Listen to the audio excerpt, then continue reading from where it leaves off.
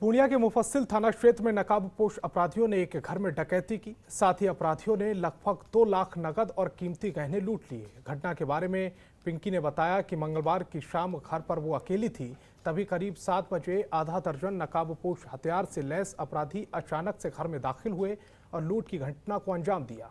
साथ ही घर में मालिक शंकर दास ने बताया कि सभी अपराधी घर के पीछे के दरवाजे से पहुंचे थे और घर में लूटपाट कर फरार हो गए। फिलहाल पुलिस ने मामले की छानबीन शुरू कर दी है।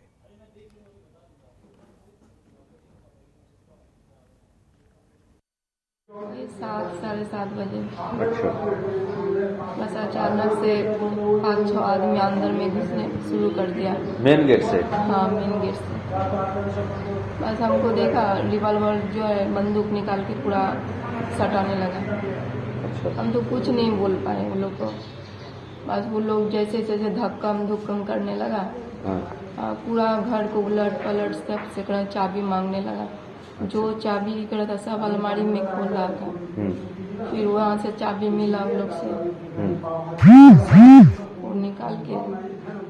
पैसे की मांग कर रहा था या सिर्फ खोज रहा था? वो खोज रहा था, बोल रहा था पैसा जो है सब कुछ देने के लिए। अच्छा।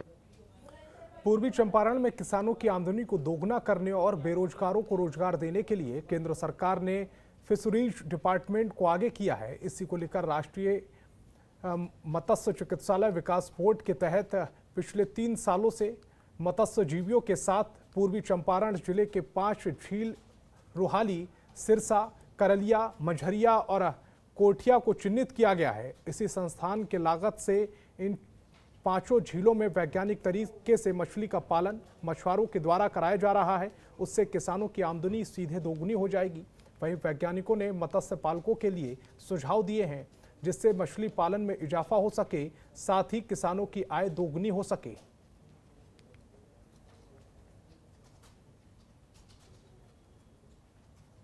चीज़ आपको इसमें बताना चाहूँगा कि ये हमारा जो 5 मौन का एक्सरसाइज था, 5 मौन पर जो हमारा प्रोजेक्ट चल रहा था, कररिया, रुलही, सिरसा, मछरिया और कोठिया मौन जो मधुबन में है, 5 मौन पर हमारा चल रहा था।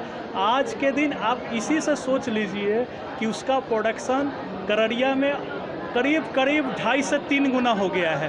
तो जो हमारा प्रधानमंत्री जी का आशा था कि दुगना करेंगे फार्मर का है, हम ऑलरेडी तिगुना कर चुके 1 मौन में। बाकी 4 मौन में हम करीब दुगना से ज़्यादा कर चुके।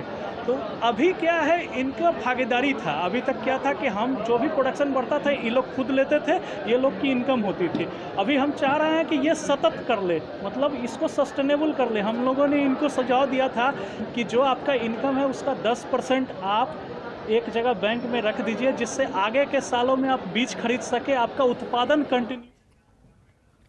होली के पर्व को लेकर जिला प्रशासन के आदेश पर जिला फूड सेफ्टी विभाग ने मुजफ्फरपुर के होटलों में छापेमार कार्रवाई की।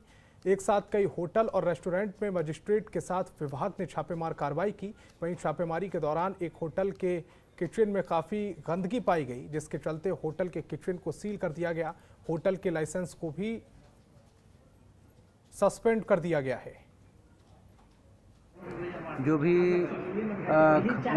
खाद्य फूड आइटम है, संदिग्ध आइटम का सैंपलिंग किया जा रहा है और रख रखाव इनका किचन का स्टोर है ही नहीं। स्टोर ना रखे हैं, कहाँ रखे हैं स्टोर?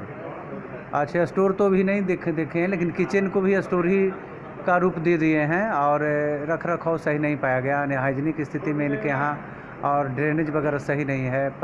टाइल्स मार्बल सब टूटा हुआ पाया गया है और इनका किचन कम से कम 5 फीट 7 फीट जो साउंड प्रूफ होना चाहिए, इनका किचन 5-7 फीट दीवार जो होता है ना, उसको हम लोग फूड सेफ्टी में साउंड प्रूफ कहते हैं। मुंगेर के असरगंज थाना क्षेत्र में बिजली के खंभे से बंधे एक लड़के का वीडियो वायरल हो रहा है। आपको बता दें कि ये पूरा मामला असरगंज थाना क्षेत्र के एक गांव का है, जहां एक युवक अपने दोस्तों के साथ एक नाबालिग लड़की को छेड़ रहा था और जब लड़की ने जोर जोर से शोर मचाया तो आसपास के लोग एकजुट हो गए और उस लड़के को पहले बिजली के खंभे से बांधा, फिर पिटाई करना शुरू कर दिया।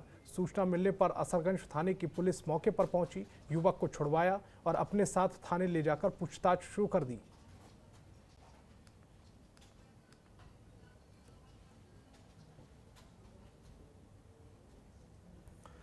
बेतिया पुलिस ने 2019 से रेप मामले में फरार चल रहे आरोपियों को गिरफ्तार कर लिया है और जेल भेज दिया है। जानकारी के मुताबिक पॉक्सो एक्ट के अधिवक्ता वेद प्रकाश द्विवेदी ने बताया कि साल 2019 में मासूम बच्ची के साथ सामूहिक बलात्कार किया गया था, जिसको लेकर न्यायाधीश सुरेंद्र प्रसाद ने मामले की सुनवाई करते हुए 2 व्यक्तियों को आजीवन कारावास की सजा सुनाई।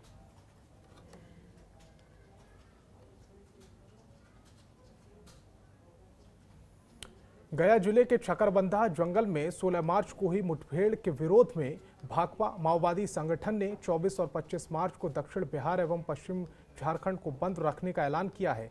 बंदी के पहले दिन इलाके के कई बाजार बंद रहे। इसके साथ ही बस और यात्री वाहनों का परिचालन बंद रहा, जिसको लेकर लोगों को कई परेशानियों का सामना करना पड़ा। आपको बता दें कि 22 मार्च की रात इमामगंज थाना क्षेत्र में नक्सली संगठन भाकपा माओवादी पर्चा चिपकाकर बंद की घोषणा कर चुके हैं। वहीं सीआरपीएफ और कोबरा के जवान अलग अलग जगहों पर बम निरोधक दस्ता और डॉग स्क्वाड की टीम के साथ पेट्रोलिंग कर रहे हैं।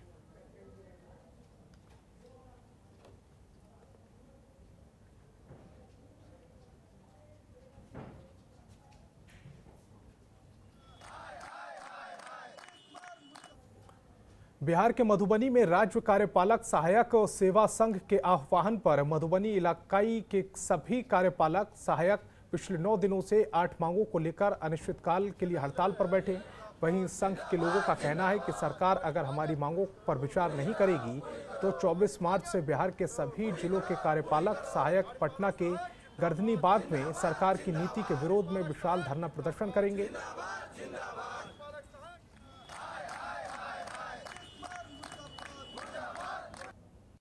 धरना पर बैठे हुए हैं भाई, हम लोग 15 तारीख से अनिश्चितकालीन हड़ताल पर बैठे हुए हैं। सरकार की मंशा है इस संविदा पर जो हम लोग कार्यपालक सहायक बहाल हैं उसको बेल्ट्रॉन में धकेल दें। यह मंशा से हम लोग आहत हैं, इस मंशा से। इसीलिए हम लोग मतलब आज जो है सो 9वां दिन है। कल हम लोग पटना में कार्यक्रम रखे हुए हैं, पूरा चक्का जाम कर देंगे। जो चौधरी कमेटी की जो रिपोर्ट थी जो सरकार के समक्ष पेश की हुई थी उसको बिहार गजट में यह सरकार ने पारित भी कर दिया, लेकिन उसके खिलाफ बैकडोर से 29वीं बैठक करके कार्यपालक सहायक के भविष्य को बेल्ट्रॉन के हाथों वो बेच देना चाह रही है, जिसके खिलाफ में हम लोगों ने विगत 8 मार्च और 9 मार्च को सांकेतिक 2 दिनों का हड़ताल थी। सरकार को हम लोगों ने सुझाव दिया था जो आप जो इस तरह का कार्य कर रहे हैं, लेकिन फिर भी सरकार जो है अपने किए हुए कार्यों को वो नहीं समझे न माने, जिसके खिलाफ में हम लोगों ने पुनः 15 मार्च से अनिश्चितकालीन हड़ताल पर चल रहे हैं। आज अनिश्चितकालीन हड़ताल का 9वां दिन है। देखिए, आंदोलन अनिश्चितकालीन के लिए चल रहा है, इसलिए कि सरकार की जो कार्यशैली है, जो मानसिकता है कार्यपालक सहायकों के प्रति, वो बेरुखी और निष्क्रियता के कारण कार्यपालक सहायक की मजबूरी में ये अनिश्चितकालीन हड़ताल का आयोजन किया है और हड़ताल पर रहने के लिए मजबूर है। किसी भी विभाग में, किसी भी कार्यालय में लिपिक से ज़्यादा कार्यपालक सहायक है और सारा कार्यभार कार्यपालक सहायक के ऊपर है। पदाधिकारी और कार्यपालक सहायक ही कार्यालय को सुचारू रूप से चला रहे हैं। तो इस बुलेटिन में फिलहाल इतना ही। देश दुनिया की तमाम बड़ी खबरों के लिए देखते रहिए जनतंत्र टीवी। खबरों के निष्पक्ष विश्लेषण के लिए सब्सक्राइब करें जनतंत्र TV and press the bell icon. Never miss any update.